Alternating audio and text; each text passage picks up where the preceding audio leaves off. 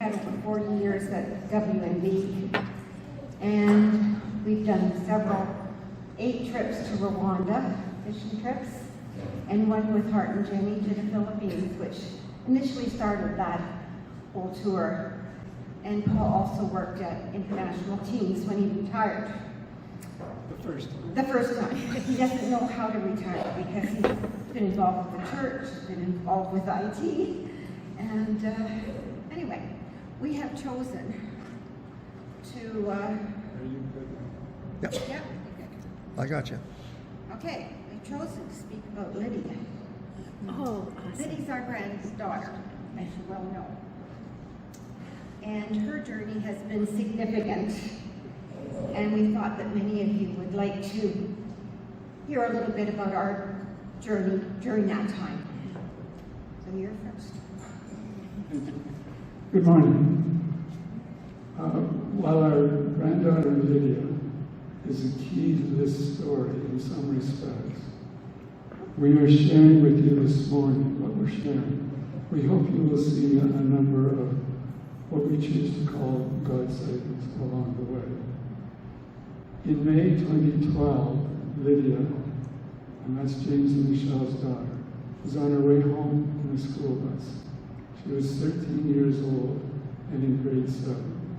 Not far behind, the driver of a large, loaded garbage truck took his eyes off the road to pick up a cigarette that had fallen on the floor. When he looked up, he saw the school bus and the oncoming traffic stopped. To avoid hitting the bus or the cars ahead of him, he decided to pass on the right side of the bus, on the shoulder of the road.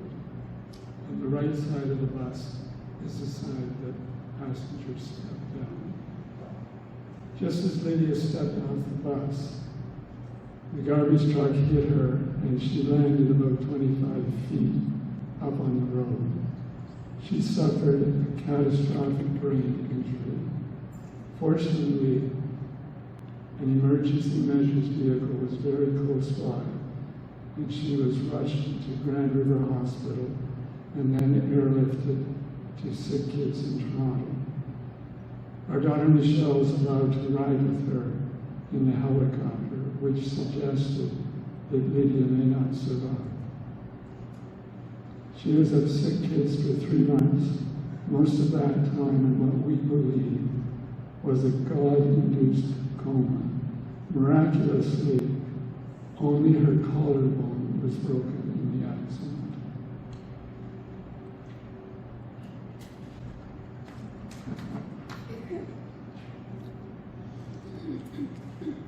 So many of you know that I'm a nurse, or was a nurse. I'm retired. During my nursing career, I spent about 20 years in the labor and delivery department. And when rationalization of services between the 2 hospitals took place in 1990, I took courses to obtain work in recovery room and then the operating room. Little did I know that this valuable knowledge would be such an asset as soon as I retired, so soon as after I retired. When we received the call regarding Lydia's accident, we quickly drove to Grand River Emergency Department, and then I drove to Sick Kids, and Paul went to be with James and the boys. On day 3, following Lydia's accident, I experienced another God sighting. I was sleep deprived because I'd been sitting at Lydia's bedside, and in a crisis of faith, I had expressed my doubts about the outcome to a very close friend. I told her I felt like such a hypocrite in having doubts when I knew that so many people were praying for Lydia's recovery. She kindly suggested that it was my knowledge of the severity of her injuries that was the cause of my doubt. So this brings us to day 3, when I was on my way by subway to Etobicoke to sleep at a friend's condo, because by that time I'd only had a few hours of cat naps here and there. An announcement blared that the train was being taken out of service and everyone should get off at the next stop. Wearily, I inquired of the lady sitting next to me, "What does this mean? And how delayed will I be?" She said, "You must be visiting," which opened our conversation.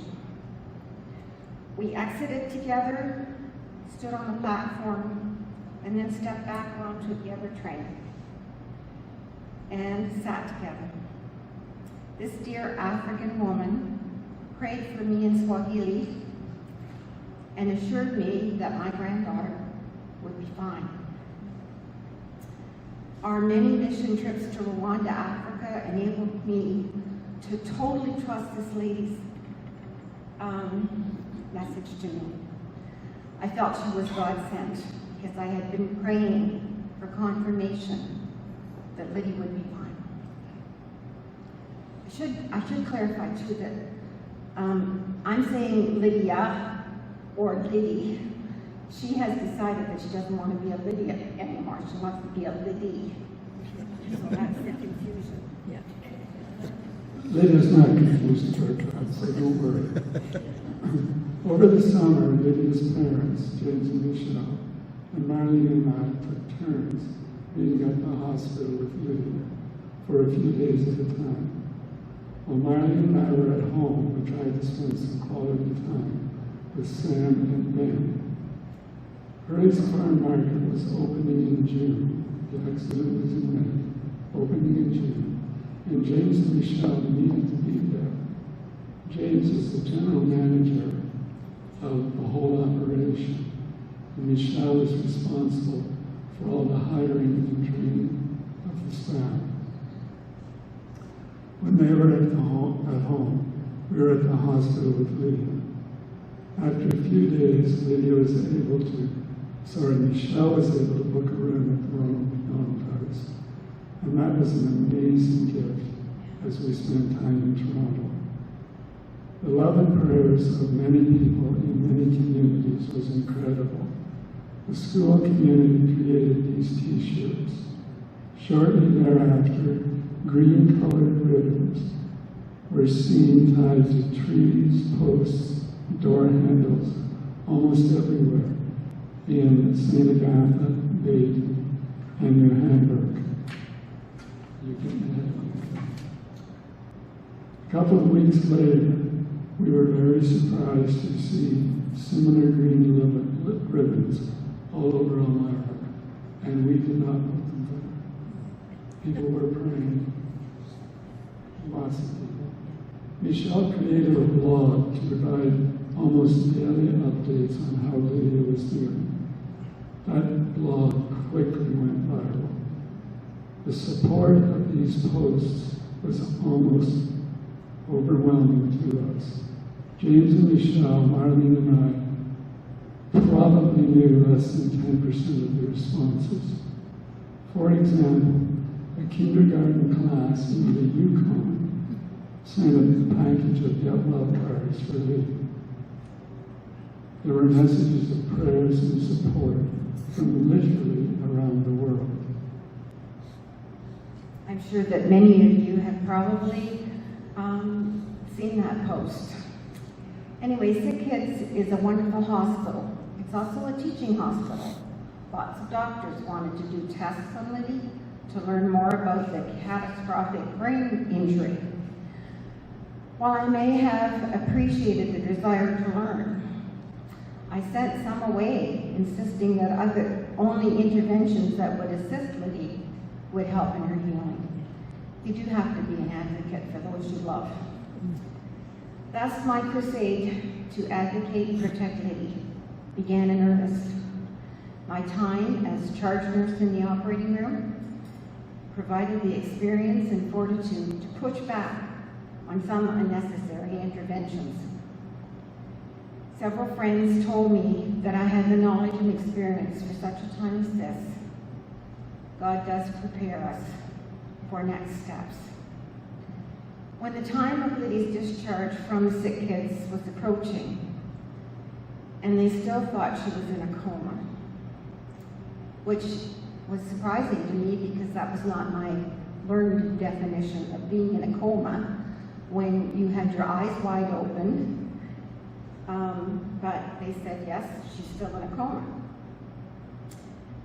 The doctors informed us that she'd probably be confined to a wheelchair and that James and Michelle should install an elevator in their home.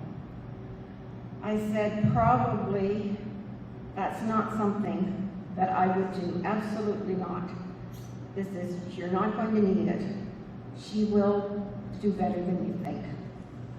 During our time in Toronto, we were provided BlackBerry phones so we could communicate while in different parts of the hospital or Ronald McDonald House or in Bloorview. We also very much needed to be in contact with James and Michelle and each other. I mention this as we had a steep learning curve hoisted on us at a time when we were being stretched in many directions. We had no previous cell phone experience. You can imagine this. Early in Liddy's recovery, I had a routine mammogram and was told it was cancerous. So, God moved. I had just a regional lumpectomy, and then in the fall, I had 16 rounds of radiation. But during all that time, I was able to be back and forth with Liddy. I didn't miss much time. And the doctor was very understanding in moving my situation forward. So God will not give you more than you can bear, but He does stretch us. Lydia did not speak for 3 months. She was able to come home for the weekend of her father's birthday in August. A speech-language therapist worked with Lydia on the first night home and got her to say Mom, Dad, Sam, and Ben. The next morning, Lydia heard Michelle and her brother say, Happy birthday, Dad. She then said the same thing. When I arrived an hour later and said, Good morning, Lydia, as I normally did, she said, Good morning, Grandpa, how are you? I immediately lost. After 3 months and 6 kids, Lydia was transferred to Holland Bloorview Rehab Hospital. She spent 2 months there working with therapists to improve as many regular abilities as possible. Walking, going up and down steps, feeding herself, speech and language therapy, personal care, etc., etc., etc. Often as Lydia was falling asleep at night at Bloorview, I would stay in the room with her. On several occasions, I thought she was asking me something. She corrected me by saying, I'm talking to Jesus. Lydia came home from the hospital in early November. She worked hard at learning, or more accurately, relearning many things. Over time, she graduated from grade 8, then from grade 12 at Waterloo Oxford Secondary School. The staff there were very understanding and helpful. The same can be said of the student and parent community at that school. There was a lengthy standing ovation for Lydia as she was given her graduation diploma. She has also been able to complete the Community Engagement Continuing Education Program at Conestoga College.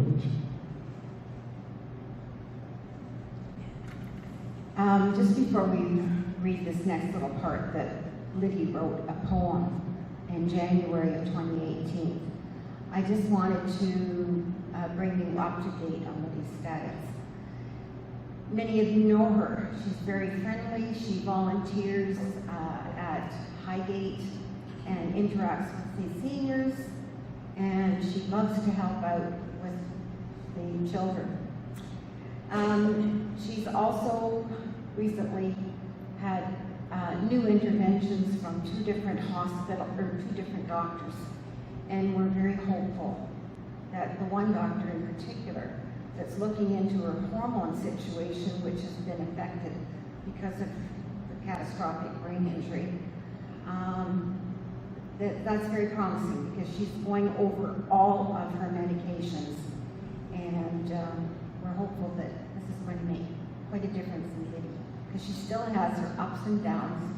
When she's in a great space, she's the bright star, but she can have moments where her brain is just racing and she can't calm it down to think. So Paul's going to read this next part that Liddy wrote.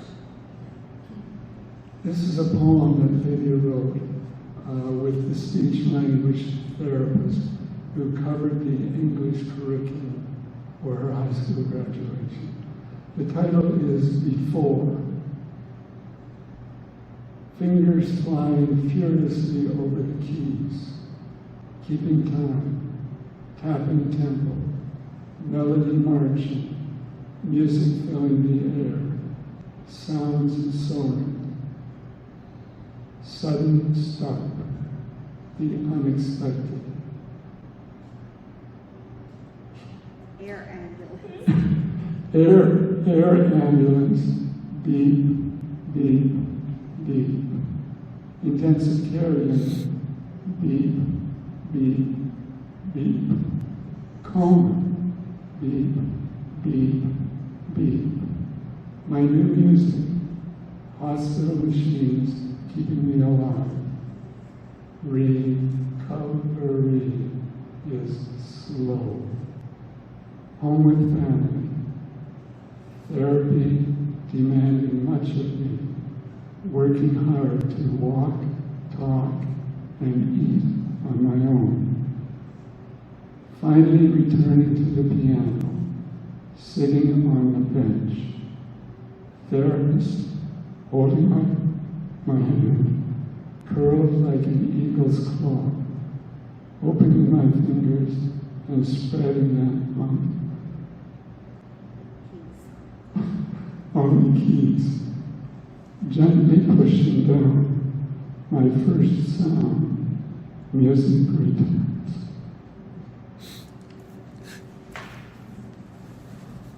Lydia is very aware of all that she's lost. While she enjoys helping out with small children, she knows she will never marry, have children of her own. She works hard at her independence, as she likes to say, but realizes that she will not be able to live on her own, or drive, or get married. In an average week, Lydia has between 4 and 5 good days, and where she's full of joy and happy to talk to everyone.